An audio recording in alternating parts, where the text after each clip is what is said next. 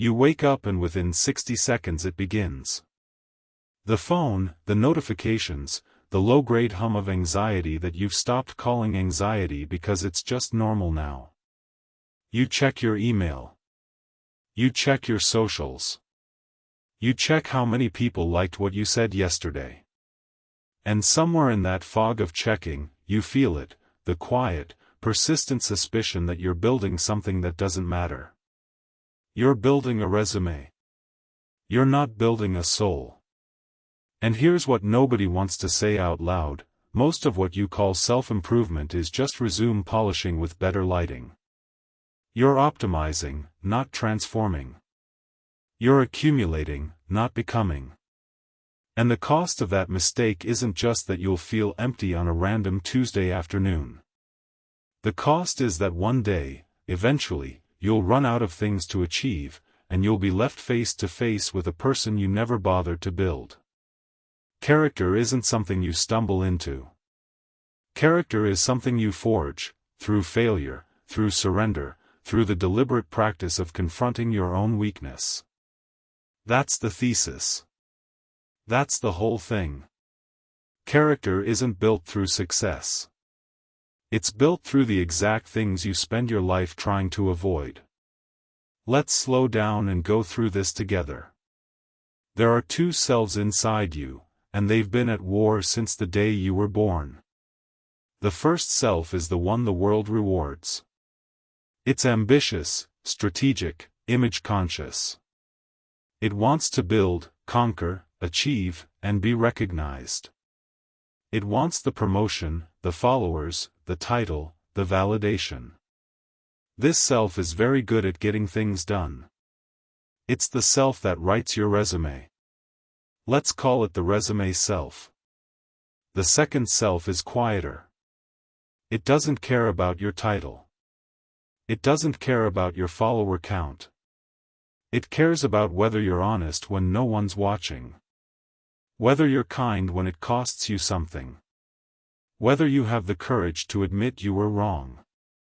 This is the self that shows up at your funeral, not physically, obviously, but in the words people use to describe you when you're gone. Nobody stands up at a memorial and reads someone's LinkedIn profile. Nobody says, he had excellent quarterly earnings. They say she was generous. They say he was brave. They say she made you feel seen. They say he kept his word. These are the eulogy virtues. And here's the uncomfortable truth: you spend 95% of your energy feeding the resume self and maybe 5%, and that's on a good week, feeding the eulogy self. You're starving the only part of you that actually endures. The Stoics understood this 2,000 years before anyone coined the term résumé virtues. Marcus Aurelius sat in a tent on the Danube frontier, emperor of the known world, and he wrote himself a reminder that fame, wealth, and power are not goods. They're indifferents. They neither make you good nor bad. The only true good is virtue, which is to say, the quality of your character, the integrity of your actions, the steadiness of your soul in the face of a world that constantly tries to pull you off center. Everything else is weather. It comes and goes. The resume self chases weather. The eulogy self builds the house. And you've been standing in the rain, polishing a resume, wondering why you're still cold. Let's talk about how character actually forms, because this is where most people get it completely backwards. You think character is built through achievement. Through winning. Through getting the thing you wanted and feeling good about yourself afterward. But think about the people you genuinely admire. Not the people you envy, the people you admire. The ones who carry themselves with a kind of quiet gravity. The ones who seem unshakable not because nothing has happened to them, but because everything has happened to them and they're still standing. Those people were not built by success. They were built by defeat. They were built by the moment everything fell apart and they had to decide who they were going to be on the other side of it. Character is forged in the gap between what you expected and what you got. It's forged in the confrontation with your own weakness, the weakness you've been running from your entire life. Think about what happens when you fail. Really fail. Not a minor setback. A real failure. A relationship collapses. A career path dead ends. You make a decision that hurts someone you love and you can't take it back. In that moment, the résumé self has nothing to say. The résumé self goes silent because there's nothing to optimize. There's no strategy. There's just you, naked, facing the truth about yourself. And that's the moment that matters. That's the moment character is either born or aborted. Most people, in that moment, reach for the painkiller. They blame. They deflect. They find a narrative that protects the ego. They convince themselves it was someone else's fault, or the timing was wrong, or the universe is unfair. And they walk away from the failure the same person who walked into it. Nothing was forged. Nothing was built. The ego survived. The soul stayed starving. But a different kind of person, the kind of person you could become, sits in the wreckage and asks a harder question. What does this failure reveal about me? Not about the world. Not about the circumstances. About me. What weakness did this expose? What pattern have I been refusing to see? What part of myself have I been protecting that needs to die? That question is the forge. That question is where character begins. And almost nobody asks it because it hurts too much. Here's what nobody tells you: the road to character requires defeating the self, not expressing it. We live in a culture that has told you, since the day you were born, to be yourself, to follow your heart, to trust your instincts, to honor your truth. And some of that is fine. But the unstated assumption underneath all of it is that you are basically good and your natural impulses are basically trustworthy. The Stoics would say that's a dangerous lie. Epictetus would say you have two kinds of things in your control: your judgments, your impulses, your desires, your aversions, and everything else. And the work of a life is not to express every impulse but to discipline them. To examine them. To hold them up to a standard higher than how you feel in the moment. Because how you feel in the moment is often the worst possible compass. Your impulses include pride.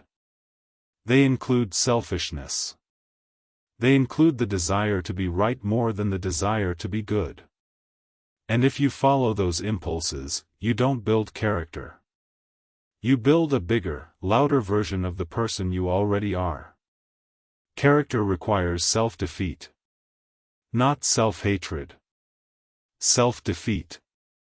The deliberate defeat of the parts of you that are small, reactive, and self-serving.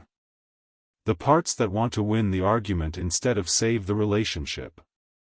The parts that want to look good instead of be good. The parts that want comfort instead of growth.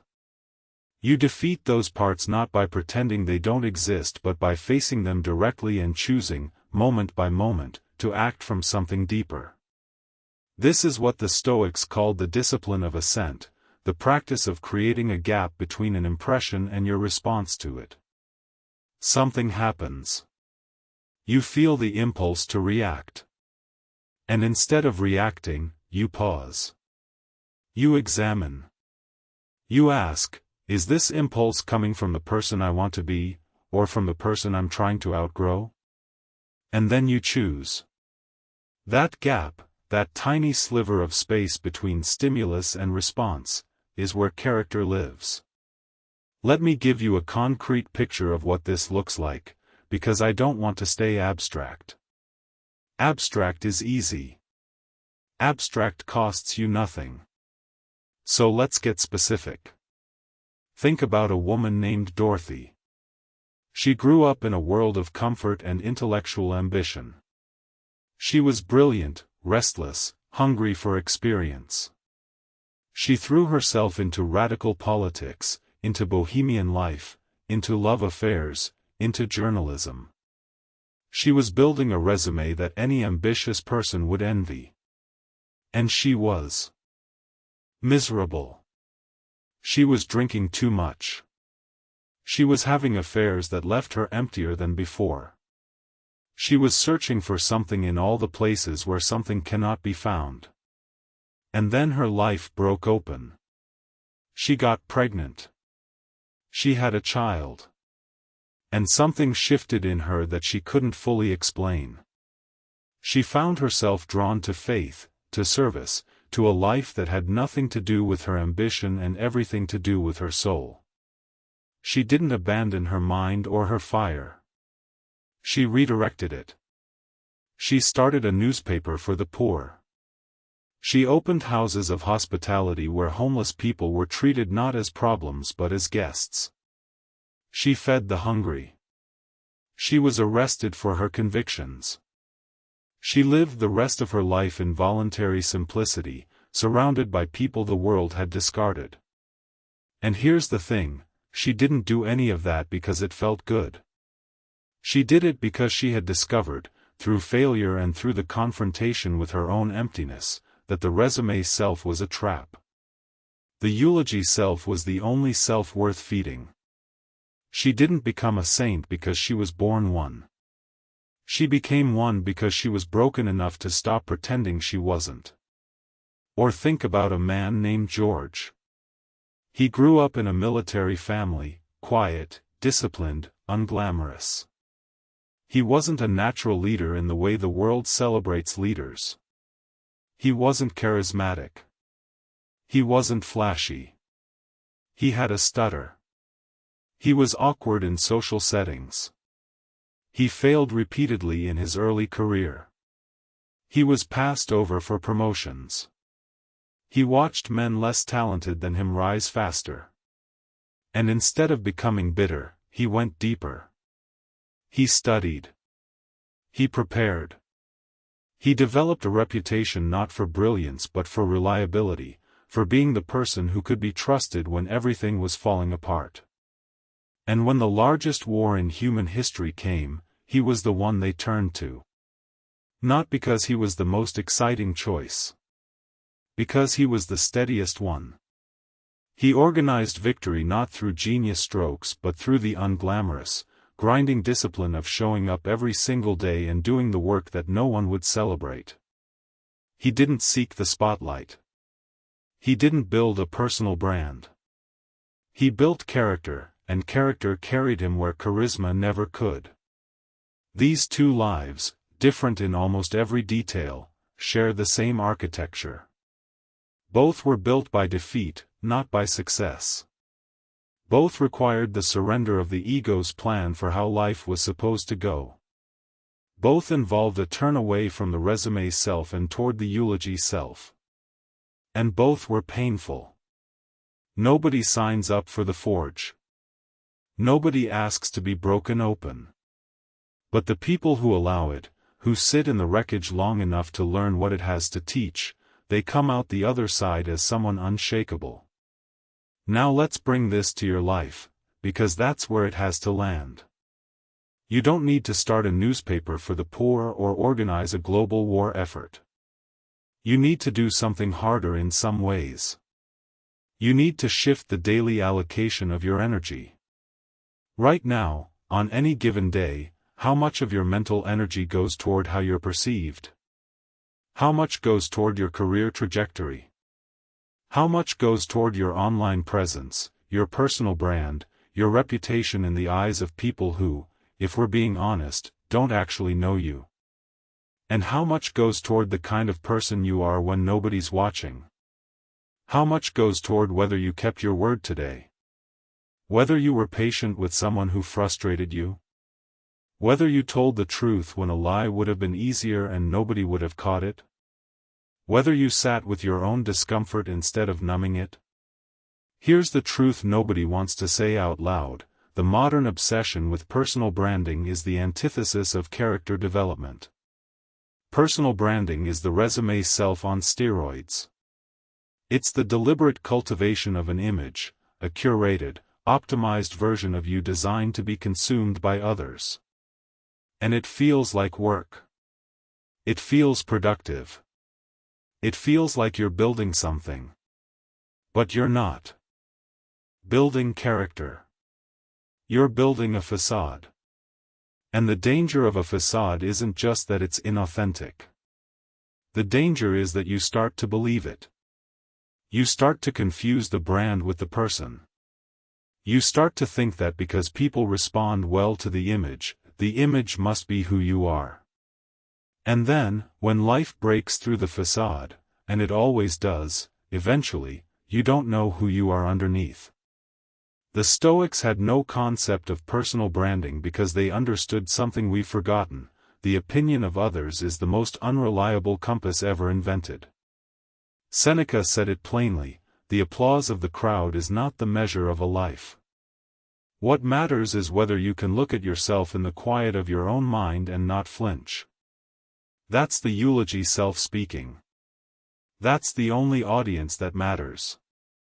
So how do you actually shift? How do you start feeding the starving self? You start small. You start today. You start with the next decision in front of you. When someone frustrates you and the impulse to snap back rises in your chest, that's the forge. When you're tempted to exaggerate your accomplishments in a conversation to sound more impressive, that's the forge. When you're alone and the silence feels unbearable and you reach for your phone to escape it, that's the forge. Every moment where you could take the easy path or the honest path, the reactive path or the disciplined path, the path that feeds the ego or the path that feeds the soul, that's where character is built. Not in grand gestures. In tiny, daily, almost invisible choices. Marcus Aurelius wrote his meditations in fragments, in stolen moments, in a tent on a military campaign. He wasn't writing for publication. He wasn't building a brand. He was talking to himself, reminding himself who he wanted to be when everything around him was pulling him toward who he didn't want to be. That's what the discipline looks like. It's not glamorous. It's not Instagram-worthy. It's a man alone with his own conscience, choosing, over and over, to be better than his impulses. And here's the paradox that ties all of this together: the less you chase external validation, the more real power you develop. The less you care about being seen, the more people see you. The less you obsess over your image, the more your presence carries weight. Because character is magnetic. People can feel it, even if they can't name it. When you're around someone who has done the work, who has sat in the forge and come out the other side, you feel it immediately. They're steady. They're honest without being cruel. They're kind without being weak. They don't need to dominate the room because they're not trying to prove anything. They've already proven it to the only audience that matters. And you can become that person. Not through a weekend seminar. Not through a life hack. Not through reading the right books or following the right routines. You become that person through the deliberate, painful, daily practice of choosing the eulogy self over the résumé self. Through embracing the failures you've been running from. Through surrendering the version of yourself you've been protecting. Through confronting the weaknesses you've been hiding behind your achievements. It will cost you something. It will cost you the comfort of self-deception. It will cost you the easy high of external validation. It will cost you the story you've been telling yourself about who you are. But what you gain is something no one can take from you. A self that holds. A character that endures. A soul that doesn't need an audience to know its own worth. So here's the question I want you to sit with after this ends. Not what are you building? But who are you becoming? Because those are two different questions, and you've been answering the first one your whole life while ignoring the second. The resume tells people what you've done. The character tells people who you are. And at the end, at the real end, whenever that comes, only one of those will matter. You already know which one. The only question is whether you'll start feeding it before you run out of time. Character isn't built through success. It's built through the things you spend your life trying to avoid, the failure, the surrender, the confrontation with your own weakness. That's the forgotten code. It's been waiting for you the whole time. You just have to be willing to stop polishing the resume long enough to start building the soul. Choose character over comfort. Choose growth over ease. Stay disciplined.